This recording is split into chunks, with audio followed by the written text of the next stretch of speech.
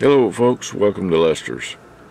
Michael in Youngstown. I'm getting ready to start on your President Washington. Okay, got the fans all laid out. Got the Max Mod set up and ready to go. Got the conversion parts laid out. I'm getting ready to open it up and get started. I've already checked the radio out. It works perfectly. Of course, it's a President. Alright. Okay, Michael, more to come. Alright, I wanted to show you what I got done so far. I replaced the 470 microfarad capacitor with a 3300 microfarad electrolytic capacitor gold. Okay, this is your DC input buffer filter. That's going to make a big difference. Same thing with the voltage regulator buffer filter, and the holes for these two capacitors are different sizes. Fortunately, I have small lead 3300 25 volt that I can put into one here on the DC input and still get it up to 3300, but this one's got standard size holes in it, so I was able to put a regular lead 3300 25 volt gold in there. I also replaced the I need to get that hot glue off there. I put the hot glue on there to hold it in place while I soldered it on the bottom. But that's your IO filter. I put a tighter filter in there. It's a 10.7 IO filter. I think it's like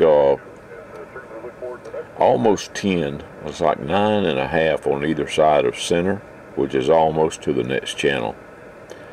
And what this one is 7.5 on each side of center. So gives you enough to slide down 5 and up 5, but not close enough to the other channels to hear a lot of interference. And that's the big reason why I changed that out, is adjacent channel rejection. Okay. Alright, I'm getting ready to put the fans on, and the only thing I got left to do is hook it up to the computer and dial things in. More to come. Alright, now then that looks better. All the glue's gone. The DC input buffer filter is the one that's got the small leads. Not the lead spacing, but the size of the lead itself is very small. Okay, and I've got hot glue on both of them, bracing them up, because I can't sit all the way down on the PC board because there's tiny little components down there. In the case of the electrolytics, is much larger than the ones that came out of there, so it has to stand up off the board, about 3 millimeters. So what I do is put hot glue underneath it and then brace it so that it doesn't vibrate, and also that holds it off the components. Now, if somebody needs to get these out and get to the components underneath them, a little bit of alcohol, just regular old, even rubbing alcohol will work. Whiskey, anything that's got alcohol in it will cause that hot glue to turn loose. Okay? I wouldn't waste my good whiskey or bourbon on it though, but I'm just telling you, anything with alcohol will turn the hot glue loose, and it's easy to get off. Okay? Alright, time to do the fans. More to come. Okay, fans are installed and got hot glue on the connectors to keep them from coming disconnected. Ready to put the lid on it, and actually I'm going to do the tune-up first and then put the lid on it. More to come. Okay, I think I showed you this already, but I've got the fans installed. The hot glue there around the connector is going to keep them from coming off. And I have see if I can find it in the camera, I've got the magic resistor installed. Okay. Alright. Time to do the tune-up. More to come. I'm not sure if I showed you this or not, but there's your Palomar. There's your Palomar Max Mod. Can you read that? Yeah, you can read that. Dropped right in place. Okay, Yeah, I was glad to see that they made room for that by spreading these things apart. On some of the other ones, they're too close together. You have to cut them out to put a Maxmod in there. Big pain in the butt. But this one's all set. Okay, more to come. Okay, we are not connected to an antenna. I have my RF signal generator turned on, B&K 2040. It's set for an S9. Okay. The radio, the antenna switch is disconnected from all antennas. That's what we're picking up. Okay, now I'm going to switch to internal on the 1040, which is going to switch us off my external antenna switch and put us internally. See, the signal from the B&K 2040 is directly injected into the 1040. Okay, that should be an S9, and it's a little bit over an S9. One little mark over an S9. Okay, that's on the lower side. Let me switch modes to AM. There we are on AM, same thing. Let me switch it off of the internal and back to external. Okay, that's what we're getting on external. Let me show you what I mean.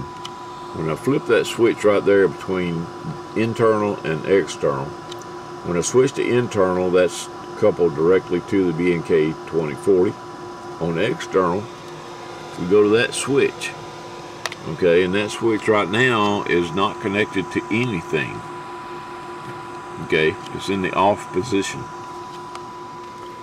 So it's basically grounding the coax cable, shorting the center to ground, and we're still picking up the signal generator just through the cables, I guess. The radio's got a really sensitive receiver on it. I think you're going to love it. And this thing right here, this NRC, pardon my shaking hand, and receive, wow, that thing is great. You turn on the high cut, A&L and noise blanker and hit that NRC, you can listen to that thing all day long. Alright, let's do some transmit checks, output power. More to come. Okay, Michael, let's see. Let's get on channel 20. We'll do some power checks. Let me get my camera stand set up. That's my camera stand. Get over here where we can see all the reading. Move my pencils out of the way. I want to keep them handy. This way some. Alright, how's that right there? Okay, you can see that. I got a 100 watt slug in RMS and a 100 watt slug in PEP. Here, let me show you those. Okay. Meter on the right is going to be PEP. I just changed the multiplier to ×1. Meter on the left is RMS. I'm on channel 20 on AM. Okay. Let's see, where do we have the dead key set? Let's just key it and find out. Okay, so we got about 18 watts of dead key. Hello, audio 1, 2, and it's pegging the needle out on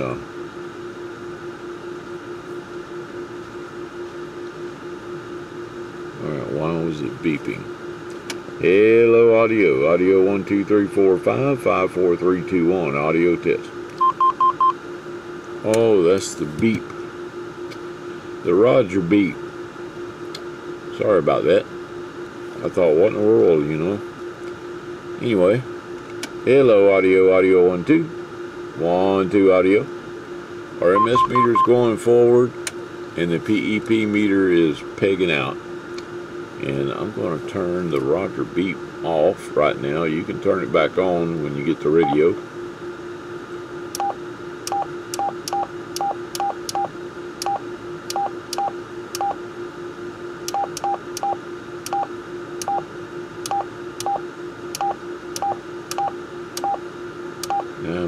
run past it. Now I got to go listen to all these beeps. There it is right there. Roger beep.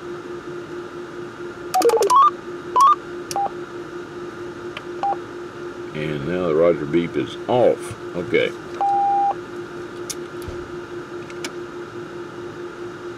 Testing 1 2 1 2 test. Hello audio 1 2. Okay, I like that better. All right, channel 20 27205. I did use the magic resistor and AM 18 watt dead key. Audio, hello audio 1 2. Pegging the needle out on 100 watts. You switch to ×2. Now everything on that bottom scale is doubled. Okay. Where it says 40, that's 80. Where it says 60, that's 120. Where it says 80, that's 160. Hello audio 1 2 1 2 audio. Well, if I give it a good strong audio, what are we doing? We're doing about 140. That's on AM. Okay, let me put that back on ×1 and let's go to lower sideband. Well, let me show you the FM power first. Okay. Ignore the peak meter, it doesn't mean anything on FM. And we're at 42 watts on FM. Okay. Of course, I can't show you modulation on FM, but it's good and strong. Okay, lower side, I am still on channel 20, and don't worry folks, I'm transmitting to a dummy load. Hello audio 1 2 3 4 5 5 4 3 2 1 audio.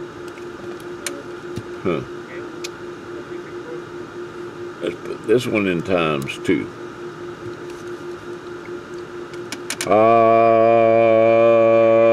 Audio. That's a little over 120, maybe 130 watts. And almost 40 watts RMS. Audio.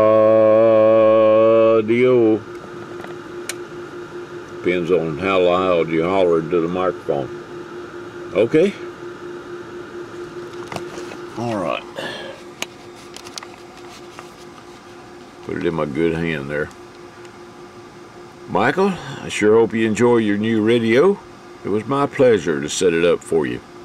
It's a really, really nice radio. I think you're going to love it.